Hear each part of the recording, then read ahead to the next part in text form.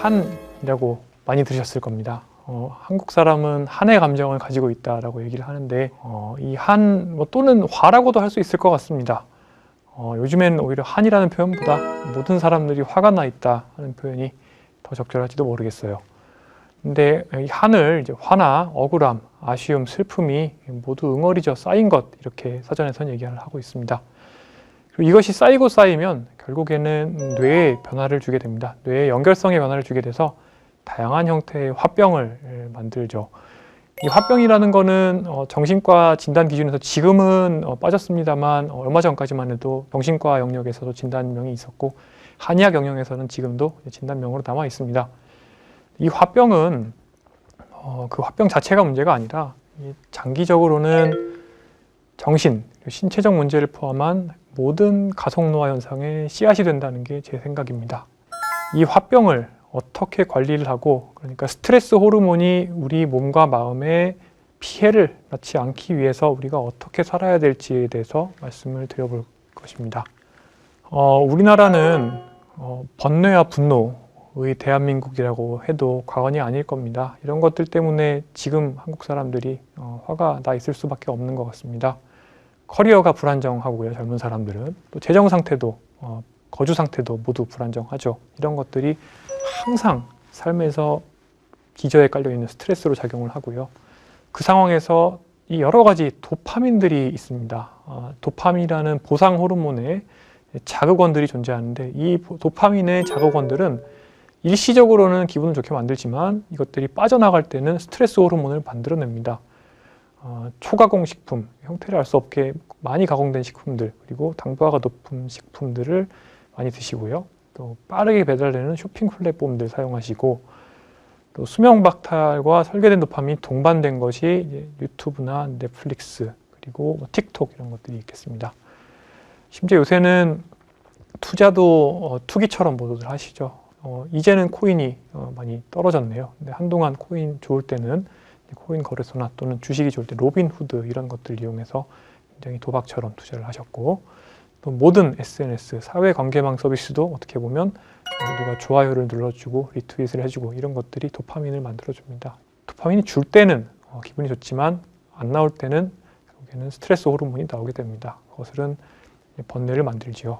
또 하나가 우리나라의 특징이 모두가 모두와 함께 비교를 하고 특히 주변 사람들과 끊임없이 비교를 한다는 것이죠. 처음 사람을 만나면 당장 호구조사하고 어디 사세요? 그다음에 뭐 이렇게 비교를 하기 시작하잖아요. 근데 이 비교는 자기가 가진 걸 자랑, 이걸 불교에서 만이라고 하는데 자랑하는 것도 사실은 번뇌, 그리고 가지지 못한 열등하다고 생각하는 것도 분노, 번뇌죠. SNS도 비교의 온상이라고 할 수가 있죠. 이런 것들은 번뇌를 만드는 것이죠. 근데 또 하나가 지속적으로 이런 스트레스를 가중시키는 게 이제 특히 업무 시간 중, 그리고 업무 시간 밖에서 항상 우리는 어떤 알림의 스트레스에 노출이 되어 있다는 것이죠. 그러니까 스트레스 호르몬 레벨이 전체적으로 매우 높을 수밖에 없습니다. 도파민이라는 걸 제가 자꾸 말씀을 드렸는데 이 도파민은 사실은 그냥 우리가 사람이 어떤 행동을 할 수 있게 만들어주는 굉장히 중요한 동기부여 호르몬이라고 생각할 수가 있습니다. 하지만 이 도파민은 쾌락을 주고 즐거움을 줍니다. 이 도파민이 어떤 특징을 가지고 있냐면 이 도파민은 더 센 놈이 나오게 되면 그 센 놈이 우리가 경험하는 최고의 쾌락의 어떤 스탠다드, 표준으로 바뀌게 됩니다. 지금 위에 그림에 있는 것처럼 예를 들어 술이 내가 경험하는 것 중에 가장 센 도파민의 자극원이었다. 그럴 때는 술, 그 다음엔 도박, 쇼핑, 단순당 이렇게 쭉 있었는데 이것이 이제 만약에 여기에 펜타닐이나 이런 합성 마약이 나타나기 시작했다라고 하면 이 합성 마약이 훨씬 더 강력한 도파민의 근원이죠. 도파민 자극원인데 그렇다 하더라도 우리가 느낄 수 있는 실제적인 보상의 그 최대치는 곧 적응을 해버립니다. 그래서 이전에 내가 느꼈던 최고의 그 쾌감이 합성마약에 맞춰지는 거죠. 그렇게 되면은 이 합성마약보다 훨씬 약한 강도를 가지는 다른 자극원들은 그 자극원들이 주는 어떤 쾌감 또는 보상감이 굉장히 많이 떨어지게 됩니다. 이런 것들 때문에 더 자극적인 것들을 하다 보면 정상적으로 일상생활에서 우리가 수행하는 몸에 좋은 또는 머리에 좋은 그런 활동들은 할 수가 없어지는 게 일단 하나가 큰 문제겠습니다. 이걸 이제 도파민 저급, 영어로는 헤도닉 어댑테이션이라고 이제 하고요. 저는 이거 배율 조정이라고 생각을 합니다. 또 두 번째는 이 자극원들은 우리 뇌에는 또 하나의 스트레스라는 겁니다. 왜 그러냐면 이 보상이 있다가 빠져나갈 때는 아까 혈당이 올랐다가 떨어질 때처럼 똑같이 스트레스 호르몬이 나오게 됩니다. 그때 우리는 통증과 불쾌감을 느끼게 됩니다. 그래서 자극원에 노출이 되는 것은 결국에는 스트레스에 노출되는 것과 사실은 다르지 않다라는 것을 우선 기억을 해주시면 좋겠고요. 근데 반대로 이 배율 조정 개념은 약한 쪽으로 갈 때도 똑같이 작동을 합니다. 그러니까 우리 몸에서 우리가 경험하는 일상생활에서 해로운 자극들을 제거를 하기 시작합니다. 술, 도박 이런 것들을 빼기 시작하면 이전에 운동과 산책을 할 때는 요만큼밖에 즐거움을 얻지 못했는데 해로운 도파민들이 제거가 나면 이후에는 그런 조금밖에 자극이 안 되는 활동들을 할 때도 더 큰 보상을 얻을 수가 있게 되기 때문에 점점 자연스러운 행동에서 보상을 얻을 수가 있겠죠. 그리고 이런 활동들은 갑자기 도파민을 확 주고 빠지는 그런 활동들이 아니기 때문에 스트레스로 다가올 가능성도 굉장히 적겠죠. 그러니까 우리 일상생활에서 특히 지금 현대 사회에서 굉장히 빠르게 도파민을 줄 수 있는 것들이 자꾸 설계되고 그것들이 이제 플랫폼 자본주의로 성장이 되어 있습니다. 근데 이런 것들을 우리가 너무 탐닉을 하게 되면 결국에 우리는 화병에 걸릴 수밖에 없습니다. 그래서 이것들을 우리 삶에서 제거를 해내는 것이 우선 우리 마음 건강에서 굉장히 중요한 요인이다. 것을 하나를 말씀을 드리고 싶고요. 그래서 이 적응 현상을 다시 그림으로 나타내 보면 도파민, 즐거움을 더 추구를 하는 상황이 된다면 자극의 양이 아무리 늘게 되더라도 결국에 주관적 보상은 어떤 한 정도에 머물러서 계속 적응을 하기 때문에 내가 가진 게 아무리 많아지거나 내가 아무리 좋은 술을 많이 먹거나 아무리 강력한 마약을 많이 맞는다 하더라도 더 많은 양의 쾌락을 늘리기는 불가능합니다. 그러니까 이것은 마치 계속 빨라지는 어떤 트레드밀, 러닝머신을 타고 있는 것과 비슷한 상황이 됩니다. 그래서 이제 스토아 학파가 시도했던 것이 이제 반대 방향의 접근인데 불교도 비슷하다고 생각할 수 있습니다. 즐거움을 오히려 이런 도파민을 추구하지 않는 삶을 사는 것이죠. 그래서 제가 마음 챙김과 같은 삶이라고 말씀을 맨 처음에 드렸던 것인데요. 자극을 찾지 않는 방향으로 가면 자극의 양이 점점 줄고 점점 더 경박단소한 삶을 살더라도 느낄 수 있는 보상감은 결국에는 비슷한 정도를 느낄 수 있다라는 것인데 이렇게 자극을 줄여내면 결국에는 내 몸에서 나오게 되는 스트레스 호르몬의 양도 줄게 되고 가속노화도 생기지 않게 되는 것이죠. 가속노화가 생기지 않으면 인지기능도 좋아지고 판단력도 좋아지게 되고 여러 가지 기분이나 또는 내 몸의 건강 상태도 좋아지게 되는 것입니다. 그렇게 되면 오히려 더 행복한 일들이 많겠죠. 자극원들은 결국에 스트레스와 분노를 만들게 됩니다. 똑같은 양의 자극원이 들어왔을 때 그 자극원에 의한 도파민 발생이 점점 줄어든다는 걸 우선 말씀드렸는데 근데 그 이후에 이 도파민이 쭉 줄어들 때 그 이후에는 이 도파민 부족 현상 때문에 결국에는 스트레스 호르몬이 분비가 됩니다. 근데 이렇게 스트레스 호르몬 분비가 되는 것은 줄어들지가 않고 오히려 더 커지는 경향이 있습니다. 그러니까 불교에서는 공이라고 해서 그 어떤 것도 계속 유지되지 않는다 이렇게 얘기를 하는데 저는 이 개념도 어떻게 보면 불교의 공 개념으로 이해할 수 있다고 생각을 합니다. 그러니까 너무 갖고 싶던 어떤 물건을 산다 하더라도 그 사고 나면은 물건이 주는 물건을 갖고 싶을 때의 그 기대감은 금방 사라지잖아요. 그리고 근데 물건을 또 갖고 나서 또 다른 물건을 사고 싶을 때 그것도 일종의 스트레스 호르몬이죠. 그래서 결국에 이 곡선을 보시면 이 자극원이라는 것이 이제 주는 이런 쾌락은 결국에는 단순당을 섭취했을 때 혈당이 올랐다가 푹 떨어지면서 스트레스를 만들고 가속노화를 만드는 것과 거의 똑같다라는 것을 알 수가 있겠고 이 스트레스 호르몬 분비라고 제가 써놓은 이 부분이 분노를 만드는 것입니다. 그러니까 탐욕과 분노와 무지를 만드는 그래서 불교가 생각하는 삼독 세 가지 독이 되는 거라고 생각을 하시면 되겠습니다. 근데 이 불교에서 세 가지 독이라고 얘기하는 이 탐욕, 분노, 무지는 악순환을 또 만듭니다. 탐진치지만 사실 시작은 어리석음이라고 생각할 수 있을 겁니다.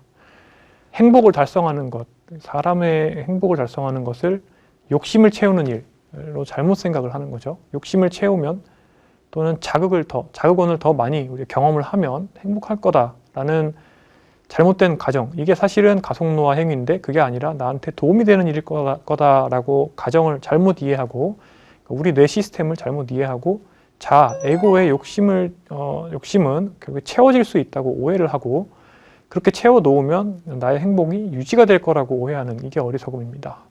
이 어리석음은 이제 탐욕을 낳겠죠. 자극원을 추종하게 되고 또 어떤 물건, 가진 것들, 가로 안에 들어있는 돈, 음식, 술, 마약, 물건, 성적 쾌락, 인기나 명성 이런 것들을 탐하게 됩니다. 그 결과로 분노, 일시적으로 나오던 도파민이 줄어들게 되면 스트레스 호르몬이 분출되고 원하는 결과를 얻지 못하면 스트레스 호르몬이 나옵니다.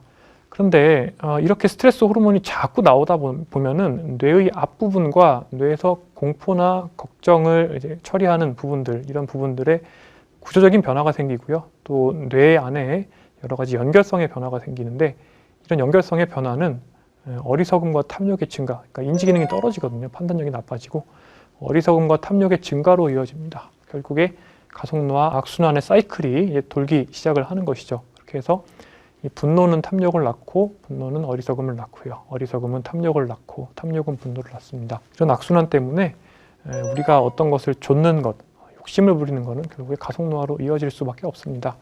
실제로 만성 스트레스가 그러니까 스트레스 호르몬이 장기적으로 나오는 것이 우리 몸에 어떻게 노화를 만드는지에 대한 연구들이 많이 최근에 이루어졌습니다. 만성 스트레스로 인해서 몸에 콜티솔이라는 스트레스 호르몬이 많이 나오게 되면 다른 내분비 계통의 호르몬에 교란이 생기고 제대로 잠을 자지 못하게 되고요. 우울과 불안이 심화되고 또 어떤 쾌락이라는 자극에 취약해지고요. 만성 염증이 생기고요. 하지만 정작 이 콜티솔 스트레스 호르몬 때문에 면역력은 떨어지게 되고요.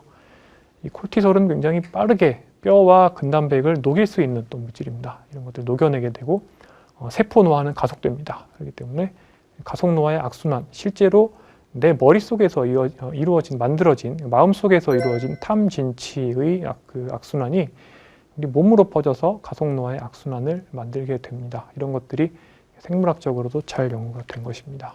이런 연결성 중에 뇌 구조 중에 여러 가지 부위가 연결되어 있는 네트워크들이 많이 있는데 그 중에서 우리가 주지할 만한 거 하나는 디폴트 모드 네트워크라는 어떤 연결성입니다. 이 디폴트 모드 네트워크는 흔히 나의 에고를 현재 구성하고 있는 어떤 시스템이라고 생각을 하게 되겠는데 내 마음과 바깥 세상, 그러니까 나의 감각기관 그리고 내 마음과 내 몸의 경험들을 연결하는 어떤 체계라고 생각을 할 수 있습니다. 이 디폴트 모드 네트워크는 마음 방황 상태, 그러니까 막 머릿속에서 생각이 막 떠오르는 그런 상황이나 또는 스마트폰을 막 스크롤링하고 있거나 또는 웹서핑을 하는 이런 상황, 아니면 운전을 하고 있을 때 하다 보면은 머릿속에서 계속 막 생각들이 떠오르잖아요. 이런 상황에서 활성화가 된다고 알려져 있습니다. 이거는 주변을 계속 두리번거리면서 먹이와 위협을 찾는 원시인에게 꼭 필요한 시스템이었죠. 이 시스템은 몰입과 마음 챙김과 같은 이런 어떤 집중을 하거나 평정한 상태에서는 고요해집니다. 그런데 이 디폴트 모드 네트워크가 불안정하고 활성화가 되어 있는 상황에서는 아주 조금만의 자극을 받아도 더 심한 마음 방황 상태에 빠집니다. 마음 방황 상태는 집중을 할 수가 없는 상태인데요.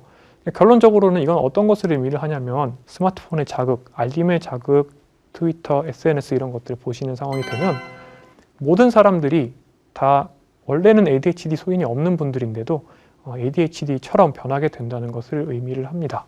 그리고 이렇게 디폴트 모드 네트워크의 안정성이 떨어지게 되면 점점 우리는 이렇게 탐진치의 악순환으로 여기 지금 공을 제가 그려놨고 안정적인 네트워크는 이 디폴트 모드 네트워크는 공 주변에 이렇게 분화구가 굉장히 높게 되어 있죠. 이런 것들이 엉덩이의 높이가 얕아지면서 약간의 스트레스만 또는 약간의 자극만 받아도 공이 번뇌 또는 높은 엔트로피, 무질서의 상태로 빠지게 됩니다. 이때는 집중을 하지 못하고 어떤 과업을 수행하지 어려운 상태가 되고 이럴 때는 또 자극원에 더 취약해지는 이런 상태로 갈 수가 있습니다. 그러니까 뇌의 엔트로피가 불안정성이 올라갈 수 있는, 무질서가 올라갈 수 있는 이런 상황이 될 수 있다는 건데 이 일단 내용을 기억해 주시고 이것이 왜 우리의 탐진치와 그리고 마음 챙김 상태에서 굉장히 중요한지에 대해서 더 말씀을 드리겠습니다. 탐진치의 번뇌는 결국에는 악업을 낳게 되고 인과응보를 만들게 됩니다. 탐진치에 따라서 행동을 하게 되면 뇌의 작동 원리와 연결성이 변화되겠고 그 결과는 결국에 디폴트 모드 네트워크가 불안정해지고 우리 뇌가 무질서가 증가되는 상태를 의미를 합니다. 근데 이 시스템은 또 어떤 시스템이 되냐면 더 많은 보상을 더 얻기를 굉장히 집착을 하게 되고요. 더 큰 결핍감 그리고 고통을 이제 얻게 됩니다. 또 하나가 뇌의 앞부분의 판단력이 떨어지게 됩니다. 계속 분출되는 스트레스 호르몬 때문에 판단력이 떨어지게 되고 인지기능이 떨어지기 때문에 스스로와 주변인의 피해를 주는 이런 의사결정을 반복하게 만듭니다. 또한 제가 조금 전에 말씀드린 것처럼 신체적으로도 생물학적인 가속노화 사이클을 만들어서 장기적으로는 만성질환이 생기고 혈관이 안 좋아지게 됩니다. 혈관 노화가 생기면서 전반적으로 뇌가 쪼그라들고 기억을 하는 해마, 그다음에 판단을 하는 여러 가지 부위들이 위축이 되게 됩니다. 이 결과가 또 악순환이 되게 되겠죠. 뇌 위축이 되면 인지기능이 떨어지니까 또 스스로와 주변인의 피해를 주는 의사결정을 하게 되겠죠. 결국에는 탐진치로 시작이 돼서 이 모든 인과응보를 본인과 주변인이 받게 되는 구조가 되겠습니다. 불교에서는 이제 악업을 쌓으면 인과응보를 받는다라고 했는데 이게 이렇게 생물학적으로도 입증이 가능한 것입니다. 근데 이 세 가지 그럼 독의 악순환을 어떻게 제어를 해야 되는지를 생각을 해봐야 될 겁니다. 근데 이것도 우리 불교에서 참 불교를 많이 우리가 이용을 하게 되는데 세 가지 방법을 제시를 하고 있습니다. 첫 번째는 자아, 에고에 집착하는 어리석음에서 벗어나기죠. 근데 이 자아라는 게, 이 에고라는 게 결국에는 아까 말씀드렸지만 디폴트 모드 네트워크이거든요. 그러니까 디폴트 모드 네트워크가 활활 타고 있는 상황, 마음 방황이 되어 있는 상황이 결국에는 어리석음의 상황입니다. 여기서 벗어나려고 하면은 첫 번째로는 우리 뇌 시스템을 이해를 해야 됩니다. 도파민 시스템, 우리의 보상 체계, 그리고 자극의 체계가 밑빠진 독이라는 것을 이해를 해야 되겠죠. 그리고 그러니까 그가 아무것도 일정하지가 않고 지속되지 않는다. 즐거움과 자극은 그 뒤에 스트레스 호르몬을 달고 온다. 결국에 즐거움도 일시적인 것에 불과하다라는 걸 이해를 하고 악순환이 여기서 더 넘어가지 않게 만들어야 됩니다. 마음 챙김을 통해서 분노에서 벗어나야 됩니다. 마음 챙김을 통해서 디폴트 모드 네트워크도 안정화가 시킬 수 있는데요.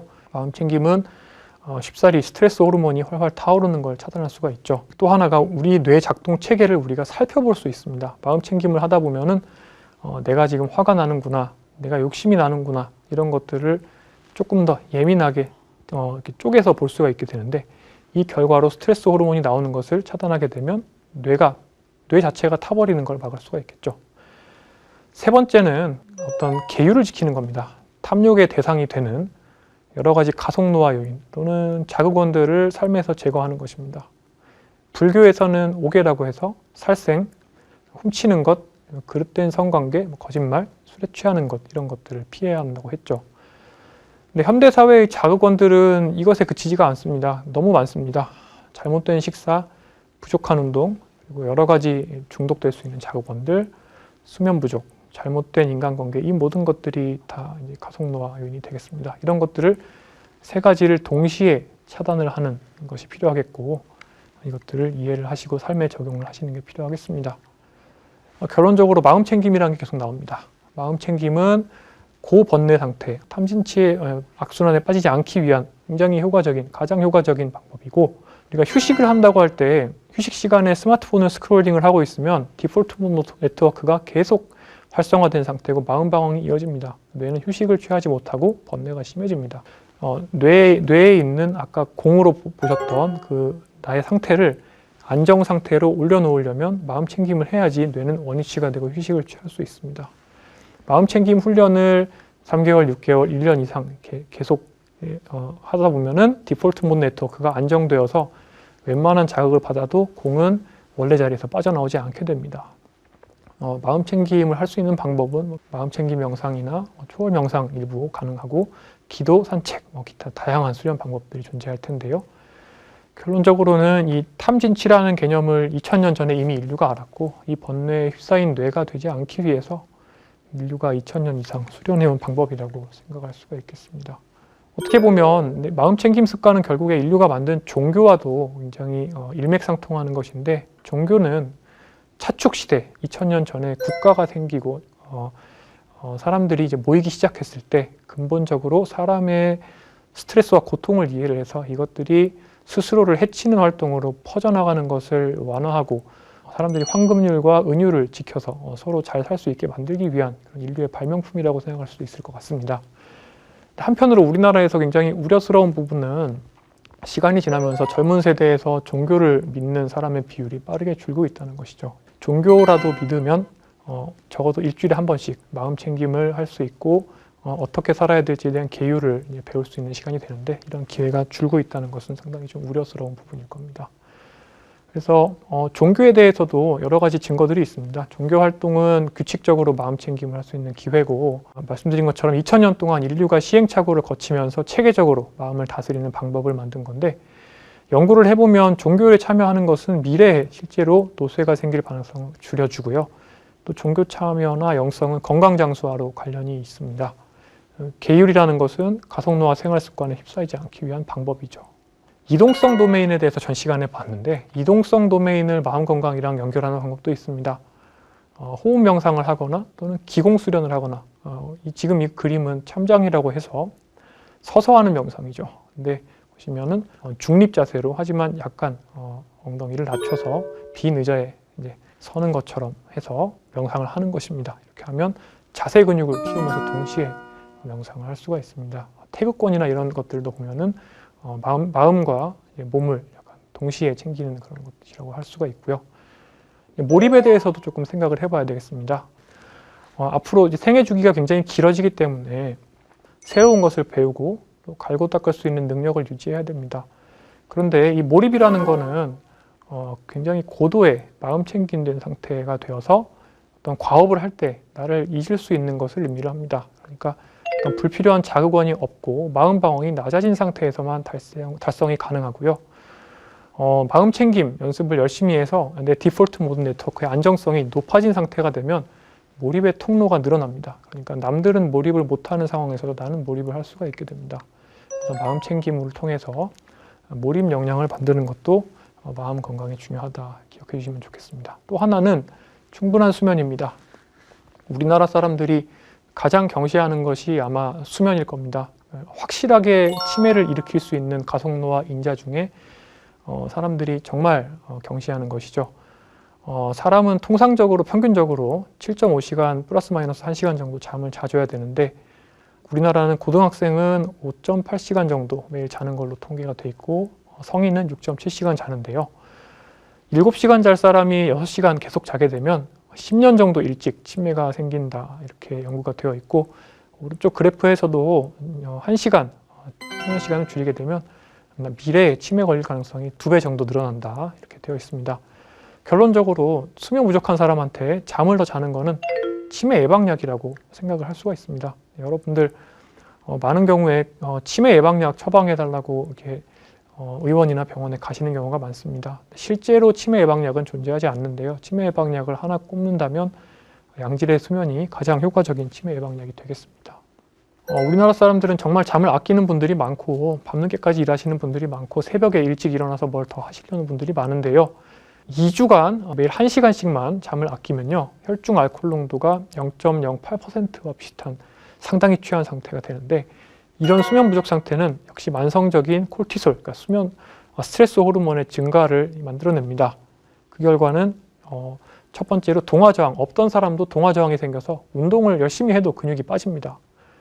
두 번째로 스트레스 호르몬 교란 때문에 마음 챙김된 상태가 유지가 되지 않고 마음 방황이 유지가 됩니다. 집중력이 흐려지는 거죠. 대사체계가 교란돼서 복부 지방이 축적되고요. 식욕이 늘고요. 판단력과 집중력이 흐려지고 브레인 포그가 생기고 쾌락을 더 탐닉하게 되는 문제가 생깁니다. 결론적으로 뇌를 넘어서서 수면 부족은 전반적으로 가속노화를 굉장히 효과적이고 빠르게 일으킬 수 있는 굉장히 무서운 생활 습관이라고 생각할 수가 있습니다. 그래서 수면에 대해서는 잠을 줄여서 내가 뭘 더 이룬다 이렇게 생각을 하시면 안 되고 내가 잠을 줄여서 나를 죽이고 있구나 이렇게 생각을 하시는 게 맞습니다. 습관에 대해서 마지막으로 조금 말씀드리겠습니다. 우리 뇌의 습관 회로는 2주, 3주, 특히 21일 정도가 되면 생겨나게 되겠고요. 아무리 습관 회로가 약하게 생기는 분들도 28일 정도를 연속으로 자극을 주게 되면 습관이 어느 정도 굳게 된다 이렇게 되어 있습니다. 물론 연구에 따라서는 6주까지 걸린다 이런 연구도 있긴 한데요. 생각보다 습관은 쉽게 빨리 만들 수가 있게 되겠고 강화 사이클과 감쇄 사이클이 있습니다.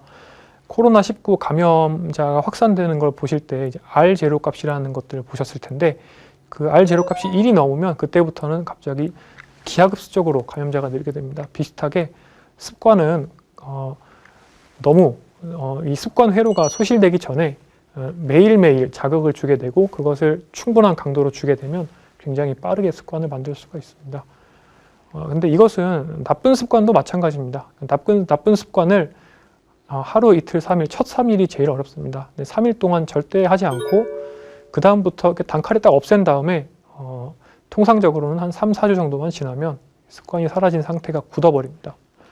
좋은 습관은 마찬가지로 첫 3일, 4일 정도를 만든 다음에 그것을 빠른 사람들은 2주면 가능할 테고요. 3, 4주 동안 안전하게는 한 28일 정도만 연속해서 실천을 하게 되면 되게 하기 싫은 것도 습관이 생긴 상태로 굳힐 수가 있습니다. 이런 것들을 기억을 하시면 좋겠고요.